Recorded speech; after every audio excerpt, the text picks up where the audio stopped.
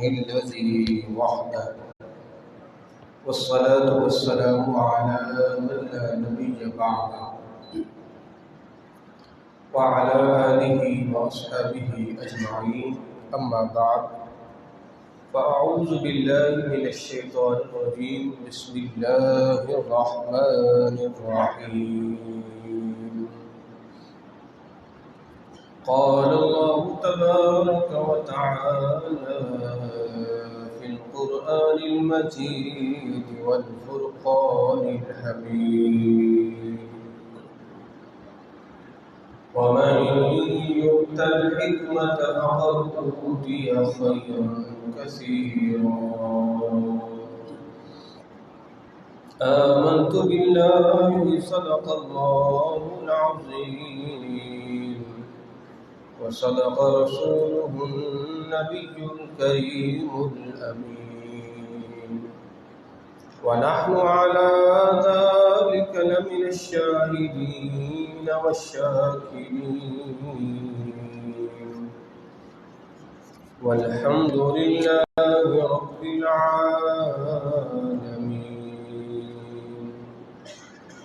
قال الله تبارك وتعالى في شان حبيبه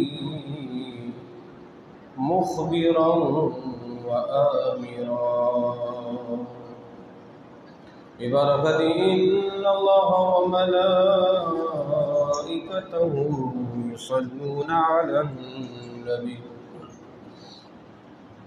يا أيها الذين آمنوا صلوا عليه وسلموا تسليما. اللهم صل على سيدنا ومولانا محمد وبارك وسلم وصلوا عليه صلاة وسلام عليك يا سيدي يا رسول الله.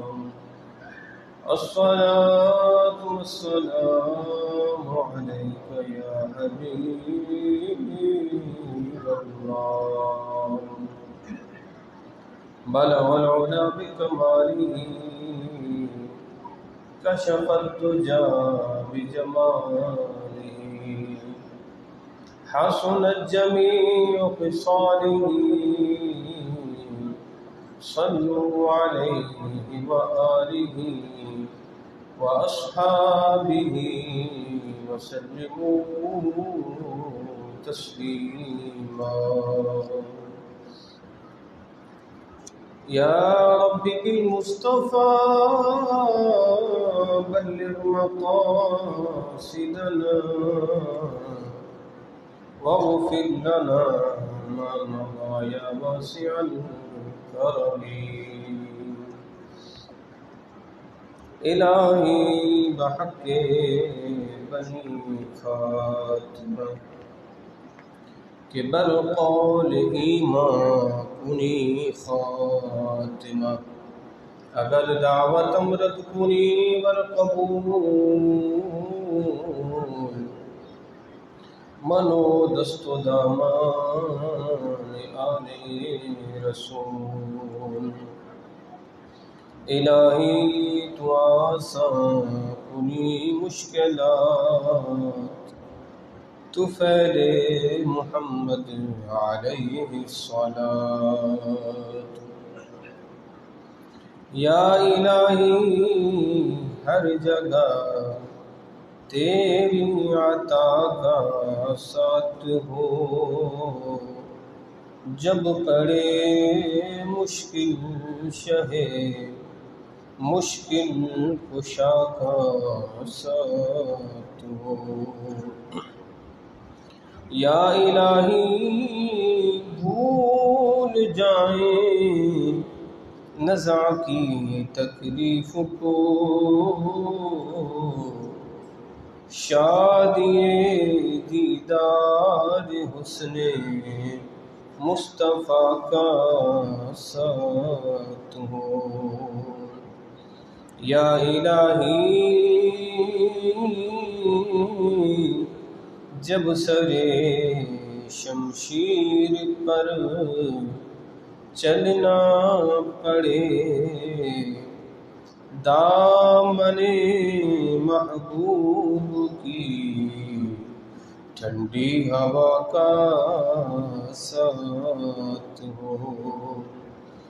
یا الہی جب زبانیں باہر آئیں پیاس سے، صاحب کوثر شہ جود و عطا کا ساتھ ہو۔ ہمارے آقا ہمارے مولا امام اعظم ابو حنیفہ، ہمارے ملجا ہمارے مأویٰ امام اعظم ابو حنیفہ۔ زمانے بھر میں تجسس کیا، ولیکن زمانے بھر میں بہت تجسس کیا، ولیکن ملا نہ کوئی امام تم سا، امام اعظم ابو حنیفہ۔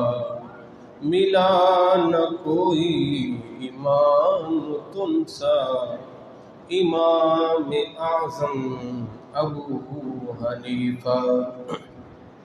کسی کی آنکھوں کا تو ہے تارا، کسی کے دل کا بنا تو سہارا، کسی کی آنکھوں کا تو ہے تارا، کسی کے دل کا بنا سہارا، مگر کسی کے جگر میں آرا، امام اعظم ابو حنیفہ۔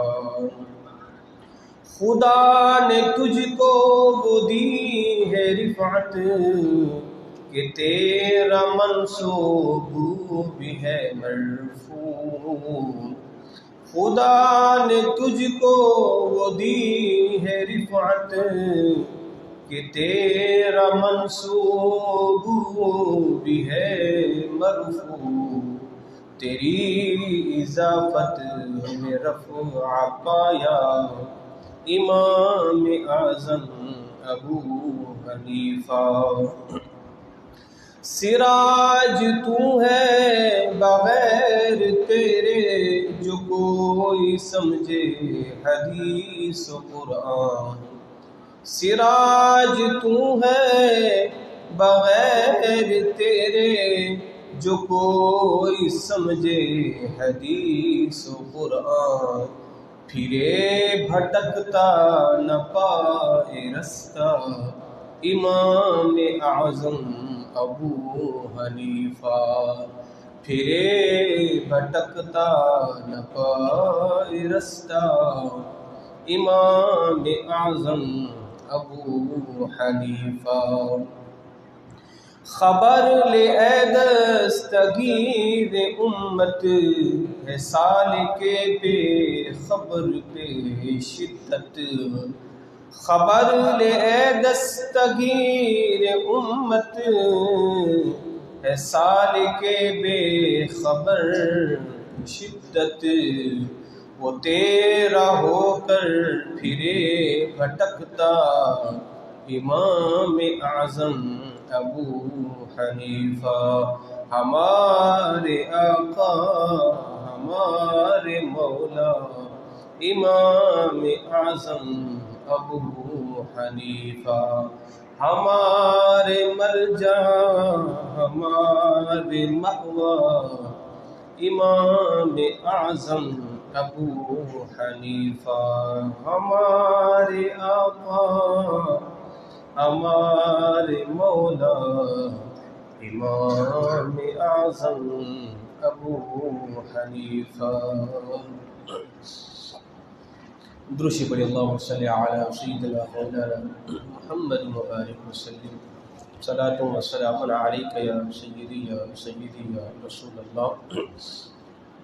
عزیزان گرامی قدر، گزشتہ جمعۃ المبارک بھی ہم گفتگو کر رہے تھے امام الائمہ، سراج الامہ، کشف الامہ، امام اعظم ابو حنیفہ رضی اللہ تعالی عنہ کے حوالے سے.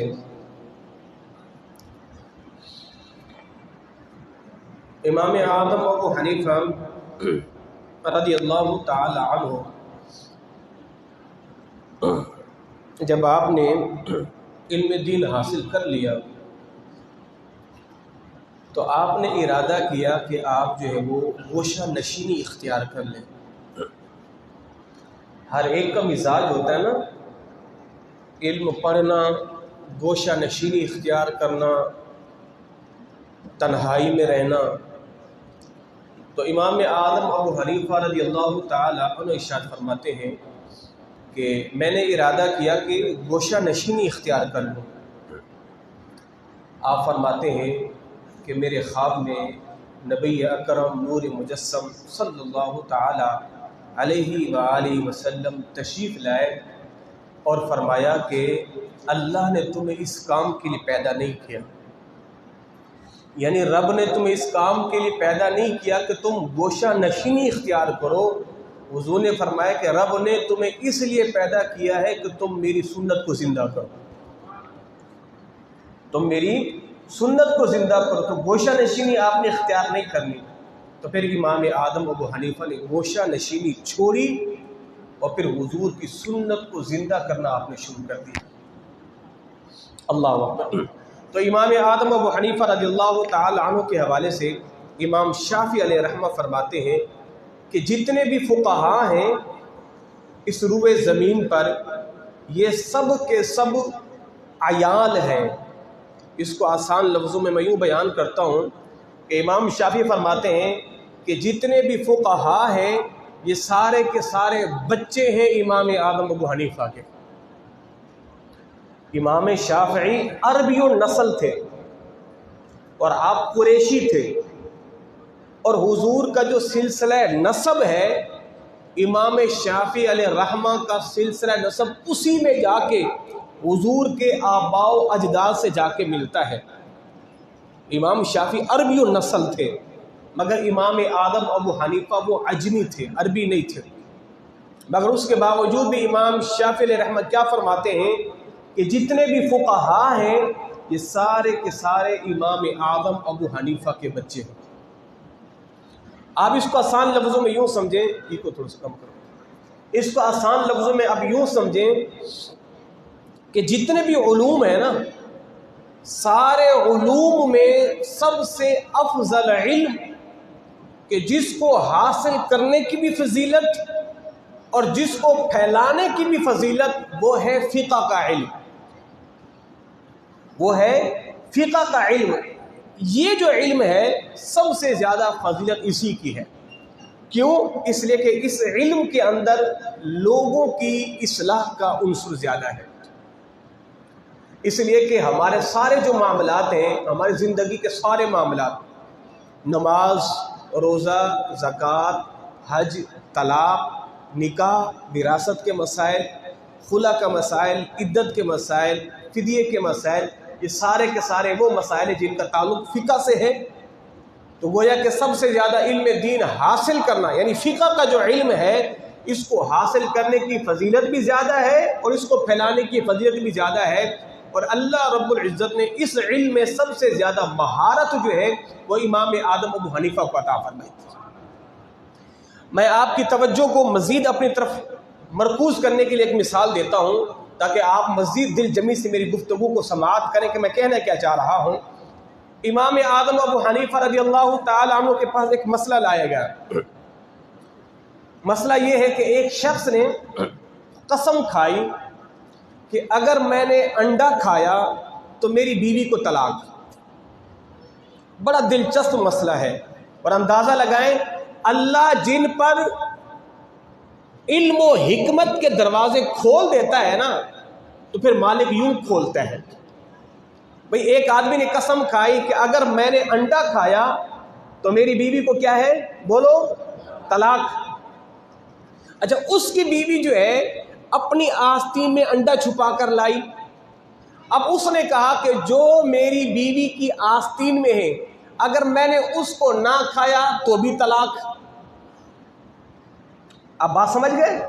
پہلے کہا اگر میں نے انڈا کھایا تو میری بیوی کو طلاق، اور پھر اس کو تو معلوم نہیں تھا کہ میری بیوی کی آستین میں کیا چھپا ہوا ہے. اس نے کہا کہ جو میری بیوی نے اپنی آستین میں چھپایا ہوا ہے اگر میں نے اس کو نہ کھایا تو میری بیوی کو طلاق. آپ بات سمجھ گئے؟ جو آستین میں چھپا ہوا ہے اس کو میں نے نہ کھایا تو میری بیوی کو طلاق، جبکہ وہ پہلے قسم کھا چکے ہیں اگر میں نے انڈا کھایا تو میری بیوی کو طلاق. وہاں یہ قسم کھا چکے ہیں میں نے انڈا نہیں کھانا، اور یہاں یہ قسم کھا چکے ہیں جو میری بیوی کی آستین میں وہ میں نے کھانا ہے، وہ میں نے کھانا ہے، مگر ان کو یہ معلوم نہیں ہے کہ بیوی کی آستین میں کیا ہے؟ بولو انڈا ہے. اب آپ بتائیں اس کا جواب کیا بنے گا؟ وہ تو ہے انڈا. اگر انڈا کھاتے ہیں تو ایک قسم پوری ہوتی ہے اور ایک قسم کیا ہوتی ہے؟ ٹوٹ جائے گی. جو بیوی کے آستین میں وہ کھا لیا قسم پوری ہو گئی، مگر پہلے قسم کیا کھا چکے میں نے انڈا نہیں کھانا.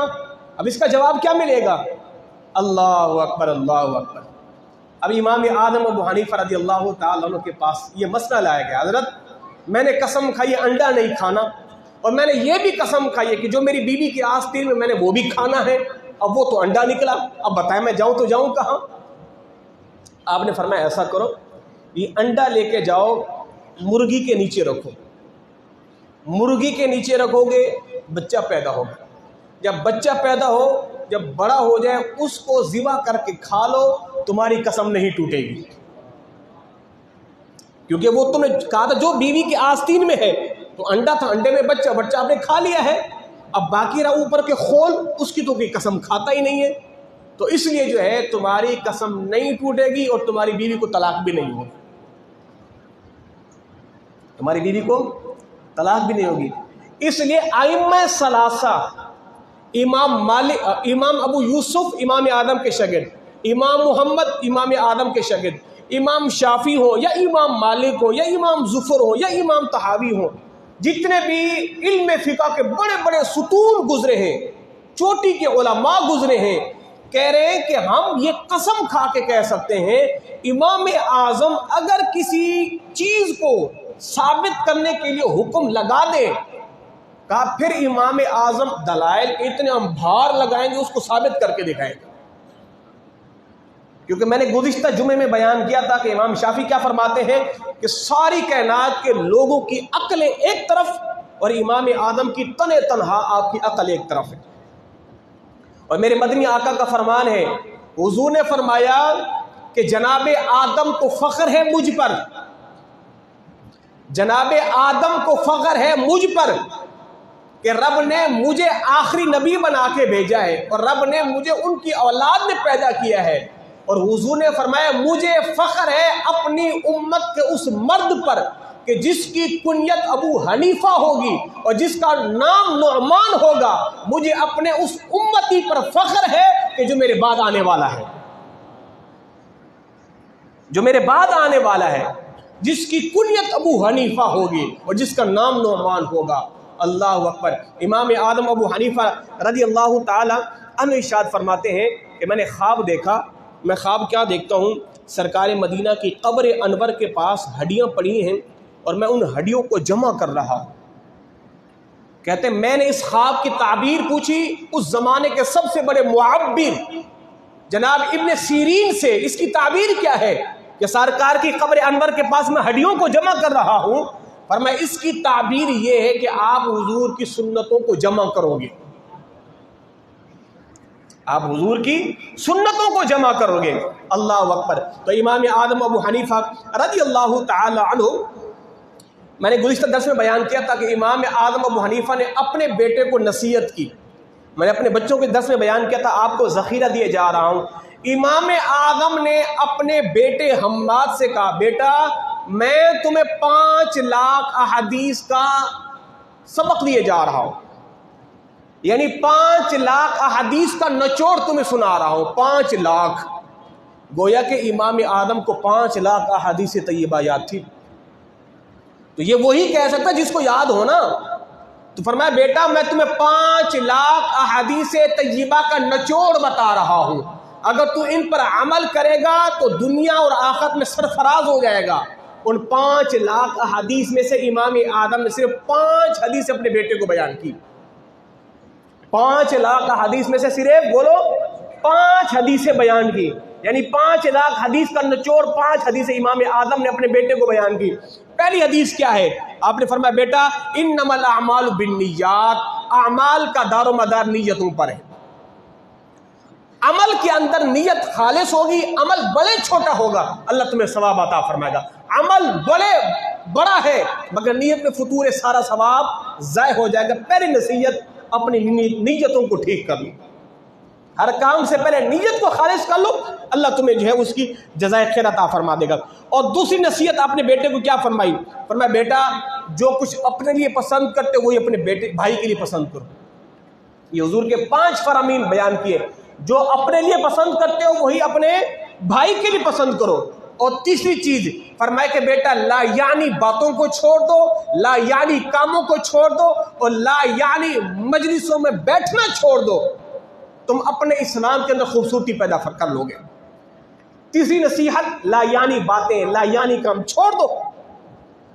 اور چوتھی نصیحت فرمایا کہ حلال بھی واضح ہے، حرام بھی واضح ہے، اور جو مشتبہ چیزیں ان سے بچو۔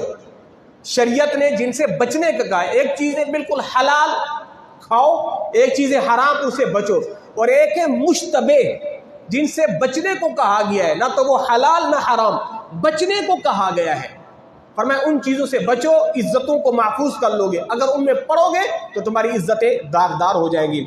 اور 5ویں اور آخری نصیحت کیا تھی؟ فرمایا کہ تم میں سے کامل مومن وہ ہے جس کے ہاتھ سے، جس کی زبان سے اس کا بھائی محفوظ رہے۔ یہ 5 لاکھ میں سے 5 حدیث امام اعظم ابو حنیفہ نے اپنے بیٹے کو بیان کی۔ فرمایا بیٹا ان 5 حدیثوں پہ عمل کر لو، دنیا بھی آباد اور آخرت بھی آباد ہے۔ اللہ اکبر۔ اب سنیے امام اعظم ابو حنیفہ رضی اللہ تعالی عنہ، آپ کے دن اور رات کے معمول کیا تھے؟ آپ نماز فجر کے بعد مدرسے میں آ کے بیٹھ جاتے تھے، زور تک کلاس جاری ہے، زور کی نماز کا وقفہ پھر پڑھا رہے ہیں، عصر کی نماز کا وقفہ پھر پڑھا رہے ہیں، نماز عشاء کے بعد جاتے ایک بہترین لباس، سادہ سا لباس زیب تن کرتے، اور ساری رات کھڑے ہو کر امام اعظم نوافل پڑھا کرتے تھے، ساری رات۔ اللہ اکبر۔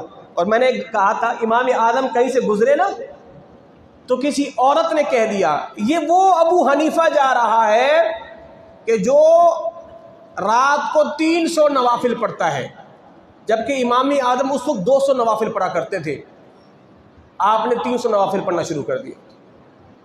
پھر گزرے تو کسی نے کہا یہ وہ ابو حنیفہ ہے جو رات کو 500 نوافل پڑھتا ہے، آپ پڑھتے نہیں تھے، آپ نے 500 شروع کر دیے۔ پھر کسی نے کہا یہ وہ ابو حنیفہ ہے جو ساری رات جاگتا ہے، آپ جاگتے نہیں تھے، آپ نے ساری رات جاگنا شروع کر دیا۔ تو کسی شاگرد نے کہا حضرت یہ کیا ماجرا ہے؟ فرمایا اس لیے کہ میرے مدنی آقا نے فرمایا کہ تم میں سے وہ شخص انتہائی درجے کا کمینہ ہے کہ جس کی تعریف کی جائے اس کام پر جو اس نے کیا نہ ہو، اور پھر وہ خوش ہو، یہ میرے بارے میں یہ گمان رکھتے ہیں۔ میں چاہتا ہوں اللہ ان کو ان کے گمان میں سچا کرے، تو میں نے اپنی عبادت کو بڑھا دیا ہے، میں نے اپنی عبادت کو بڑھا دیا ہے۔ اللہ اکبر، اللہ اکبر۔ امام اعظم ابو حنیفہ رضی اللہ تعالی عنہ جب آپ رات کو بیٹھا کرتے تھے نا مصلی پر تو رویا کرتے تھے، زار و قطار روتے تھے۔ اس لیے جس کے پاس علم جتنا زیادہ ہوگا خوف خدا بھی زیادہ ہوگا۔ جس کے پاس ڈگریاں تو ہیں، علم نہیں ہے، خوف خدا بھی نہیں ہے۔ علم کا زیادہ ہونا اس بات کی علامت ہے، خوف خدا بھی زیادہ ہے۔ تو بھائی جس کو لوگوں نے امام اعظم کہا، مسجد کا امام نہیں، مصلی کا امام نہیں، فقہاء کا بھی امام، محدثین کا امام، امام اعظم کا مانے بڑا امام، تو لوگوں نے جس کو امام اعظم کہا ہے علم کا سمندر ہے، علم کا دریا ہے، تو جب علم اتنا زیادہ تو خوف بھی اتنا زیادہ ہونا چاہیے، خوف بھی تو اتنا زیادہ ہونا چاہیے۔ تو یہی وجہ ہے کہ امام اعظم رات کو بیٹھ کے رویا کرتے تھے اور پھر خود ہی خود اپنے آپ سے کہا کرتے تھے اگر اللہ نے میری بخشش کر دی، اللہ نے اگر میری بخشش کر دی تو یہ بڑی تعجب والی بات ہوگی، رب نے مجھے معاف کر دیا یہ بڑے تعجب والی بات ہوگی، یعنی اس قدر عجز و انکساری کا عالم کا تھا، رب نے مجھے معاف کر دیا یہ تو بڑی عجیب بات ہوگی، رب مجھے معاف کر دے۔ اللہ اکبر۔ امام اعظم ابو حنیفہ رضی اللہ تعالی عنہ آپ کو بیت المال کا بڑا بنانے کے لیے آفر کی گئی کہ یہ بیت المال ہے مسلمانوں کا، آپ اس کی ذمہ داری لیں، آپ نے انکار کر دیا۔ انکار کرنے پر امام اعظم کو 20 کوڑے مارے گئے، 20 کوڑے مارے گئے۔ آپ نے 20 کوڑے کھانا تو برداشت کیا ہے مگر بیت المال کی ذمہ داری لینا برداشت نہیں کیا۔ فرمایا قوم کا خزانہ ہے، اگر ایک ڈھیلا بھی آگے پیچھے ہو گیا تو میں کہاں جواب دیتا پھروں گا۔ آپ نے بیت المال کی ذمہ داری جو ہے وہ لینا قبول نہیں کی۔ آج تو لوگ بڑھ کے جو ہے ان وزارتوں کو سنبھالتے ہیں، ان کرسیوں کے مزے لیتے ہیں۔ خدا کے بندے تمہیں معلوم نہیں ہے جب عمر جیسا شخص کہہ رہا ہے اگر دریائے فرات کے کنارے بکری کا بچہ مر گیا تو میں رب کو کہاں جواب دیتا پھروں گا، اور یہاں تو لوگ وزارتوں لینے کے لیے خواہش مند ہوتے ہیں اس لیے کہ وہ خوف خدا رکھا کرتے تھے، ان کے دلوں کے اندر ان کے دماغوں میں دنیا کی لالچ بھری ہوئی ہے۔ اللہ اکبر۔ تو امام اعظم ابو حنیفہ رضی اللہ تعالیٰ عنہ آپ کو خلیفہ نے 10,000 درہم دیے، کہ جاؤ دیکھ کیوں۔ امام اعظم نے فرمایا لے جاؤ، مجھے نہیں چاہیے۔ وہ شخص آپ کے پہلو میں رکھ کے چلا گیا، جب دینے آیا تو آپ نے آنکھیں بند کر لی، فرمایا مجھے نہیں چاہیے، لے کے چلے جاؤ۔ بادشاہ کا خادم تھا تو بادشاہ کی جو ہے وہ عزت کے خلاف ہوتا اگر اس کے منہ پہ واپس کیے جائیں، رکھ دیا گیا۔ اور جب آپ کا انتقال ہوا آپ نے بیٹے سے فرمایا جب میرا انتقال ہو جائے یہ 10,000 درہم دے کے بادشاہ کو دے آنا۔ آپ کے وصال کے بعد وہ رقم واپس کی گئی تو بادشاہ نے کہا بیٹا تیرا باپ جو ہے وہ بڑی خودداری والا تھا، اس نے کبھی ایک ڈھیلا بھی ہم سے نہیں لیا تھا۔ تو یہ جو دین کے معاملے ہیں نا، یہ اللہ جو ہے بندوں کو پھر یوں نوازتا ہے کہ یہ سب رب کی رحمت کے متلاشی ہوتے، دنیا کی طلب ان کے پاس تو ہوتی ہی نہیں ہے۔ جسے رب علم کا اتنا بڑا خزانہ دے بھلا وہ دنیا کے پیچھے بھاگے گا؟ اللہ اکبر، اللہ اکبر۔ امام اعظم ابو حنیفہ رضی اللہ تعالی عنہ آپ ایک جنازے میں تشریف لے گئے اور جنازہ جو ہے وہ دھوپ میں رکھا ہوا تھا اور سارے لوگ انتظار میں تھے کہ بس ابھی جنازہ پڑھنے والے ہیں، لوگوں کی آمد کا انتظار تھا یا ولی نہیں پہنچا تھا، بہرحال جو بھی تھا۔ امام اعظم کھڑے ہوئے دھوپ پر، تو کسی نے کہا حضرت دیوار کے سائے میں کھڑے ہو جائیں، جب تک جنازہ تیار ہوتا ہے صفیں بنتی ہیں۔ فرمایا نہیں دیوار کے سائے میں نہیں کھڑا ہوں گا۔ کہا کیوں؟ کہا یہ جو گھر والا ہے نا اس گھر والے نے میرے پیسے دینے ہیں، اس گھر والے نے میرا قرضہ دینا ہے، اور اگر میں اس کی دیوار کے سائے میں کھڑا ہو گیا تو گویا کہ میں اس سے اپنے پیسوں کا نفع لے رہا ہوں، میں اپنے قرض پہ نفع لے رہا ہوں، یہ تو سود میں آ جائے گا۔ آپ دھوپ میں کھڑے رہے مگر آپ سائے کے نیچے نہیں کھڑے ہوئے، آپ دھوپ میں اندازہ کہ یہ ہے خوف خدا کا عالم۔ شرعاً کوئی مذائقہ نہیں ہے، آپ کھڑے ہو سکتے کسی دیوار کے درخت کے سائے کے نیچے، اور میں کہ نہیں یہ اس شخص کا ہے کہ جس نے میرے پیسے دینے کے۔ اللہ اکبر۔ امام اعظم کہیں سے گزر رہے تو دیکھا ایک شخص جو ہے وہ آپ کو دیکھ کر راستہ اس نے بدل لیا، یعنی امام اعظم اس گلی میں وہ سامنے امام صاحب اس نے کلٹی لگائی دوسری گلی سے چلا گیا۔ جب امام صاحب کو پتہ چلا تو آپ فوراً اس کے پیچھے گئے، فرمایا ادھر آؤ، تو نے مجھے دیکھ کے راستہ اپنا تبدیل کر لیا؟ تو وہ شخص کہنے کا حضرت میں شرمندہ ہوں، میں نے آپ کے پیسے دینے ہیں اور میں آپ کا مقروض ہوں، اور میں نے سمجھا کہ شاید میں آپ کے سامنے آؤں گا آپ مجھ سے قرض کا مطالبہ کریں گے، میرے پاس ابھی پیسے ہیں نہیں، تو میں اس لیے جو شرمندگی سے بچنے کے لیے جو ہے میں نے راستہ تبدیل کر لیا ہے۔ اللہ اکبر۔ امام اعظم کی آنکھوں میں آنسو آ گئے، فرمایا جا خدا کے بندے میں نے تجھے معاف کیا ہے۔ معاف کرنے کے بعد پھر فرمایا کہ تو مجھے بھی معاف کر، میں نے تجھے پیسے معاف کیے تو مجھے معاف کر۔ حضرت میں آپ کو کیا معاف کروں؟ فرمایا کہ میری وجہ سے جو تیرے دل میں میرا خوف آیا ہے تو مجھے اس پر معاف کر دے، تو مجھے اس پر معاف کر جو میری تم نے راستہ بدلا ہے، جو تیرے دل میں میرا خوف ہے تو مجھے اس پر معاف کر۔ میری وجہ سے تو راستہ بدل رہا ہے، ہم ایسے ہو گئے کہ لوگ ہمیں دیکھ کے راستہ بدل لیں گے۔ تو امام اعظم نے اس کو معاف بھی کیا، اس سے معافی کا مطالبہ بھی کیا۔ اللہ اکبر۔ امام اعظم ابو حنیفہ رضی اللہ تعالی عنہ، آپ ایک مرتبہ گزر رہے تھے راستے سے، تو آپ لکڑی کی چپل پہنا کرتے تھے، تو لکڑی کی چپل جو ہے وہ آپ راستے سے گزر، ظاہر کچے راستے ہوا کرتے تھے، راستے میں پانی دیواریں کچی ہوا کرتی تھی، تو آپ کا گزرنا ہوا تو آپ کی چپل جو ہے وہ کیچڑ میں آئی اور کیچڑ سے چھینٹے اٹھ کے دیوار پہ جا گری۔ آپ نے دیکھا کہ میرے ایک شخص کی دیوار گندی ہو گئی ہے، تو آپ اسی فکر میں تھے کہ اس کی دیوار کو میں صاف کیسے کروں، اگر میں صاف کرتا ہوں تو ظاہر ہے مٹی کی دیوار ہے تو مٹی نیچے کریدی جائے گی، اگر نہیں صاف کرتا تو کسی کی دیوار کو گندا کرنا یہ مناسب نہیں ہے۔ آپ نے دروازے پہ دستک دی، وہ جو گھر تھا وہ مجوسی کے تھا، یعنی آگ پرست آدمی تھا، اور وہ امام اعظم کا مقروض تھا، امام اعظم کا اس نے قرض دینا تھا۔ آپ نے دروازے پہ دستک دی تو اس کی باندھی آئی، اس کی لونڈی آئی، کہا کہ بلاؤ اپنے مالک کو۔ اس نے جا کے بتایا مسلمانوں کا بابا نعمان آیا ہوا ہے جس کا آپ نے پیسہ دینا ہے۔ وہ شخص آتے ہی ٹال مٹر، حضرت معاف کیجیے گا میرے پاس ابھی پیسے نہیں ہے، جیسے آئے گے میں آپ کو دینے کی کوشش کروں گا۔ آپ نے فرمایا میاں ادھر بات تو سن، بات پیسوں کی نہیں ہے، بات اس سے بھی بڑی ہے۔ کہا کیا بات ہے؟ کہا میاں بات یہ، میں گزر رہا تھا یہاں سے اور کیچڑ جو ہے تیری دیوار پہ آ کے گر گئی ہے، اب میں سوچ رہا ہوں اس کو میں صاف کیسے کروں، اگر میں صاف کرتا ہوں تو تیری دیوار کی مٹی گرتی ہے جو کہ میرے جائز نہیں ہے، اگر میں چھوڑتا ہوں تو تیری دیوار گندی ہوتی ہے، تو قرض کا معاملہ بعد میں، پہلے یہ بتاؤ اس کا مسئلہ حل کیسے ہوگا۔ مجوسی کیا کہتے ہیں، حضرت رہنے دیجئے، دیوار کی کیچڑ تو بعد میں صاف کیجیے گا، پہلے ہاتھ آگے بڑھائیے، کلمہ پڑھا کے دل کی کیچڑ صاف فرما دے، پہلے دل کی کیچڑ صاف فرما دے۔ وہ ہمارے کیسے اکابرین تھے یار، ان کا کردار لوگوں کو مسلمان ہونے پہ مجبور کرتا تھا، ان کا کردار لوگوں کو مسلمان ہونے پہ مجبور کرتا تھا۔ یہ تھے ہمارے امام اعظم ابو حنیفہ رضی اللہ تعالیٰ عنہ۔ آپ لکڑی کی چپل پہنا کرتے تھے، ایک نوجوان کے پاؤں پر آپ کا پاؤں آ گیا، اس نے زور سے چیخ ماری، کہا اللہ کے بندے ڈرتا نہیں ہے بابا خدا سے؟ آپ فوراً زاروں قطار رونے لگ گئے اور بیٹھ کے اپنے حجرے میں روئے جا رہے ہیں۔ وہ بندے گئے اس نوجوان کو پکڑ کے، بابا تو نے کیا کہہ دیا ہے بابا کو؟ وہ روئے جا رہے ہیں۔ اور میں لوگوں کو آج یہ پتہ چل گیا میں اللہ سے نہیں ڈرتا، جب بھی تو کہا بابا اللہ سے ڈر، یعنی لوگوں کو پتہ ہے میں اللہ سے ڈرتا ہی نہیں ہوں۔ اس نے کہا بابا میں نے تو ویسے جملہ محاورتاً کہا تھا، پر مجھے نہیں معلوم تو نے محاورتاً کہا تھا یا ارادتاً کہا تھا، بہرحال تو نے دل کے تاروں کو چھیڑ دیا ہے، تو بھی دعا کر، میں بھی دعا کرتا ہوں، رب میرے دل میں خوف خدا پیدا فرما دے، میرے دل میں خوف خدا پیدا فرما دے۔ آپ کپڑے کا کاروبار کیا کرتے تھے، ایک کپڑے کے تھان میں عیب تھا، آپ نے اپنے غلام سے کہا میاں جب کپڑا بیچنے جانا بتانا اس کے اندر عیب ہے تاکہ اس کا بھاؤ کم لگے، ظاہر عیب والی چیز کا ریٹ کم لگتا ہے، یہ تو نے بتا دینا ہے۔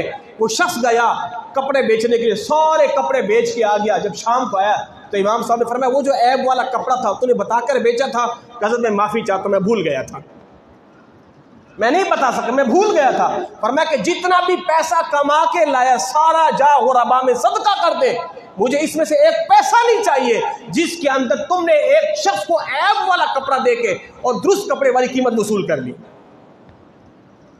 یہ تھے ہمارے اکابرین، اللہ اکبر۔ تو امام اعظم ابو حنیفہ رضی اللہ تعالیٰ عنہ دین کے جو خدام ہوتے ہیں نا، دیکھنا امام اعظم ساری زندگی دین پڑھتے پڑھاتے رہے، اور قرآن سے محبت کیسی؟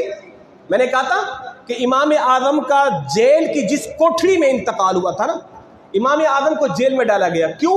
آپ کو کہا گیا کہ آپ چیف جسٹس کا عہدہ قبول کریں۔ خلیفہ عباسی خلیفہ کا تھا ابو منصور، اس نے کہا تھا آپ چیف جسٹس کا عہدہ قبول کریں، آپ نے فرمایا نہیں میں نے کوئی عہدہ قبول نہیں کرنا۔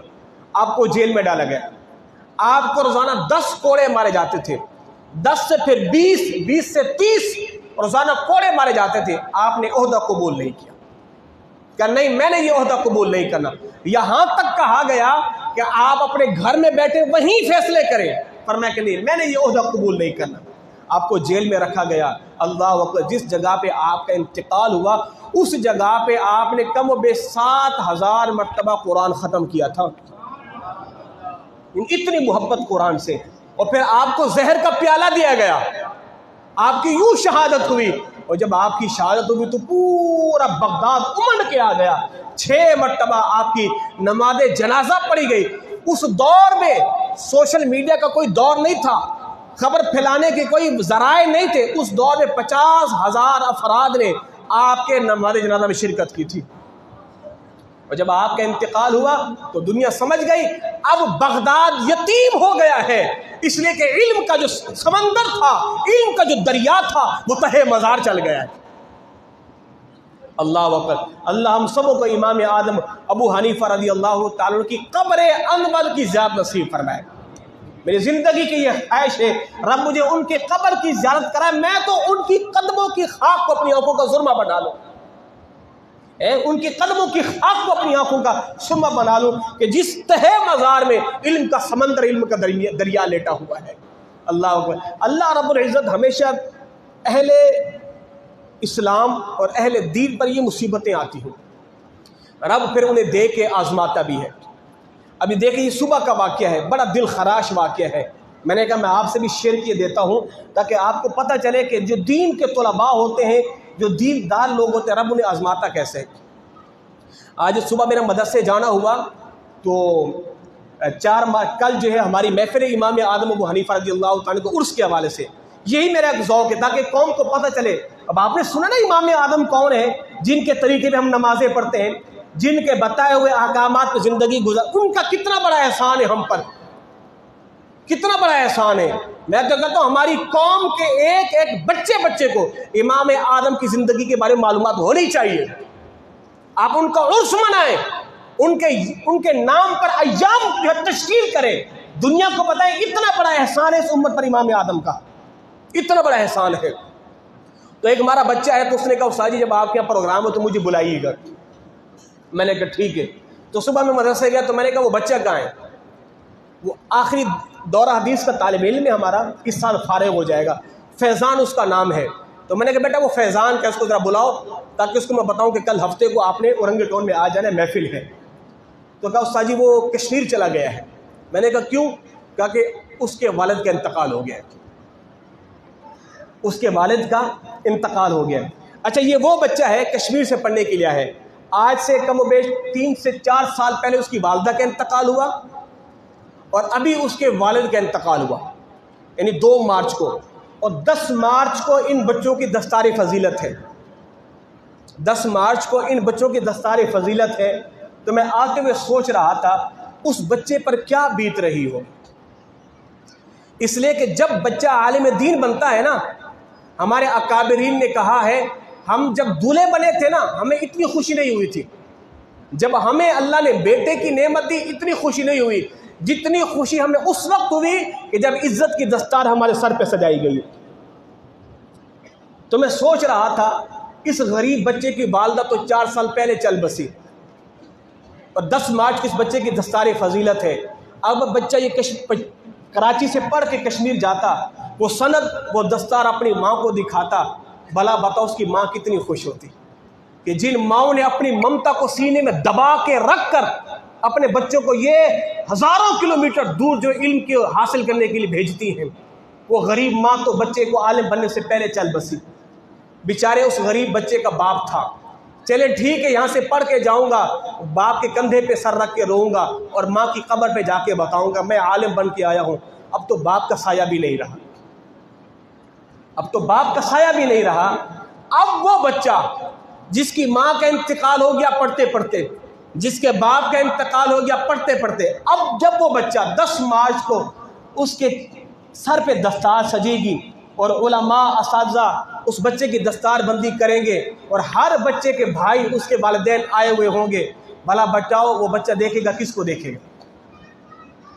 جب اپنے گھر کشمیر جائے گا تو پہلے تو خالی ماں کی قبر پہ جائے گا نا، اب تو ماں اور باپ دونوں کی قبروں پہ جا کے دستار کو اپنی سند کو رکھ دے گا، کہے گا جس دین کے لیے تم نے مجھے بھیجا تھا آج تم دیکھ تو نہ سکی سر کی آنکھوں سے، مگر دیکھو میں نے تمہارے خواب کو شرمندہ تعبیر کیا ہے، رب نے مجھے عالم دین بنا دیا ہے، رب نے مجھے عالم دین بنا دیا ہے۔ تو صبح سے میں راستے میں سوچتا ہوا آ رہا تھا، بڑا افسردہ تھا اور بچوں سے میں بار بار پوچھ رہا تھا کیا ہوا؟ جو سجی وہ رات یہاں سے نکل گیا ہے کشمیر، اس کے والد کا انتقال ہو گیا۔ کاش اس کا باپ ہوتا، اس کی دستار بندی دیکھتا، اس کی ماں ہوتی، ماں کو فون کر کے بتاتا کہ آج جو ہے میرے سر پہ دستار سج گئی ہے۔ میں آپ کو بتاتا ہوں، میں تو مصلی امامت پہ کھڑا ہوتا ہوں نا، جب ختم تراویح کی رات ہوتی ہے نا، ختم تراویح کی رات، تو جب میں مصلی سنا لیتا ہوں، جب میں مصلی پہ کھڑا ہوتا ہوں تو میں پہلے اپنی والدہ سے بات کرتا ہوں پنجاب۔ میں کہتا ہوں میں مصلی پہ کھڑا ہونے لگا ہوں، قرآن سناؤں، پر دعا کرنا، اور جب ختم ہو جاتا ہے، ایک دفعہ ایسا ہوا میں بھول گیا تھا، نمازوں سے ملتے جلتے کافی ٹائم ہو جاتا ہے، یقین کریں رات کے گاؤں میں تو مغرب کے بعد لوگ سو جاتے ہیں، میری والدہ رات 12:30 1 بجے تک انتظار کرتی رہی کہ میرے بیٹے کا فون آئے گا اور مجھے بتائے کہ میرا قرآن ختم ہو گیا ہے، مجھے بتایا کہ میں نے قرآن سنا دیا ہے۔ تو یہ دیندار لوگ ہوتے ہیں۔ میں صبح تو سویا، اس بیچارے 10 دن کے بعد اس کی دستار بندی ہونی تھی، 8 سال ماں باپ سے دور، سال کے بعد جانا ہوتا ہے گھر پہ، سال کے بعد وہ بیچارے باپ کی قبر پہ جا کے آنسو بہائے گا۔ سب سے بڑا خواب اولاد کا یہی ہوتا ہے کہ جب میرے سر پہ دستار سجے تو سب سے پہلے جو جس کی نظر میرے پہ پڑے وہ میری ماں ہو یا میرا باپ ہو، میری ماں ہو یا میرا باپ ہو۔ تو اللہ ان دین کے طلباؤں پر جو ہے اپنی شفقت فرمائے، اپنا کرم فرمائے۔ میرے مدنی آقا نے فرمایا کہ جب طالب علم دین کی راہ میں نکلتا ہے نا، اللہ اس کے جنت کے راستوں کو آسان فرما دیتا ہے۔ وہ کہتے ہیں نا، ایک مدرسے میں بات ختم کر رہا ہوں، ایک بورچی تھا، اس کو سارے مدرسے کے طلباء بولتے تھے گدھا گدھا گدھا۔ مدرسے کا بورچی تھا، مدرسے کا خادم تھا، اس کو سارے بچے گدھا گدھا بولتے تھے۔ وہ بورچی جو تھا، خادم تھا، وہ مدرسے چھوڑ کے چلا گیا۔ محترم صاحب نے کہا کیا ہوا؟ مجھے مدرسے کے بچے گدھا بولتے ہیں، میں ان کی خدمت کرتا ہوں، میں ان کے راشن لاتا ہوں، ان کو پانی پلاتا ہوں، یہ مدرسے کے بچے مجھے گدھا گدھا بولتے ہیں، میں نے نہیں کام کرنا۔ وہ خادم مدرسہ چھوڑ کے چلا گیا، 1 ہفتے کے بعد دوبارہ آ گیا، روتا ہوا آیا ہے، کہتا نہیں اب مجھے گدھا بولیں جو بھی بولیں، میں مدرسہ چھوڑ کے نہیں جاؤں گا، میں ان طلباء کی خدمت کروں گا، میں ان کی بچی ہوئی روٹیاں کھاؤں گا، میں ان کے لیے راشن لے کے آؤں گا، میں ان کے لیے روٹیاں جمع کروں گا۔ تو محترم صاحب نے کہا بھائی یہ بات کیا ہے، اب تو کیوں پلٹ کے آ گیا ہے؟ وہ مدرسے کا خادم پتہ ہے کیا کہتا ہے؟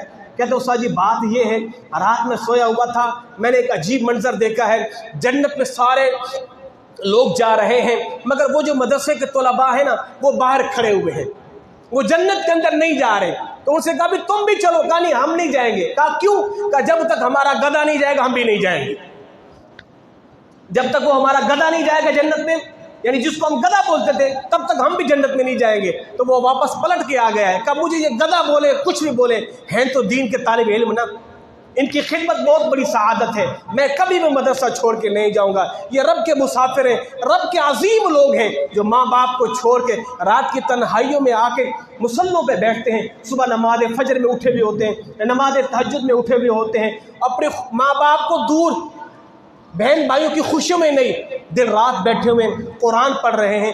اس کائنات کے عظیم ترین لوگ مدرسے کے طلباء ہیں کہ جو اپنے ماں باپ کو چھوڑ کے آتے ہیں اور علم دین حاصل کرتے ہیں۔ اور آپ کو بڑی سن کے حیرت ہوگی، میرے مدنی آقا نے فرمایا نا کہ جب دین چلا تھا غریب تھا، اور دین کو جو پکڑیں گے وہ بھی غریب ہوں گے، اور ان قریب دین اسلام پلٹے گا بھی غریبوں کی طرف۔